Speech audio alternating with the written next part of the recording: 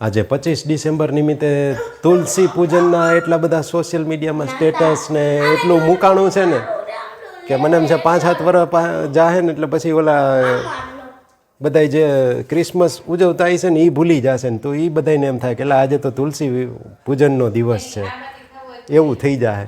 Status એટલા બધા આવે છે ને એટલે ઓલા બધા વિચારમાં પડી જાય કે આ સારું રજા શેની છે એ બધાને વિચારમાં આવી જશે, ઉત્સુકતા થશે ને હોવું જ જોઈએ, એમાં કંઈ ખોટું નથી.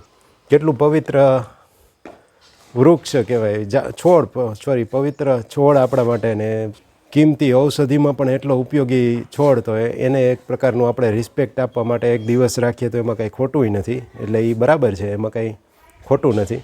પણ આજે તો એમાં આ વખતે તો ખાસ વધારે પડતું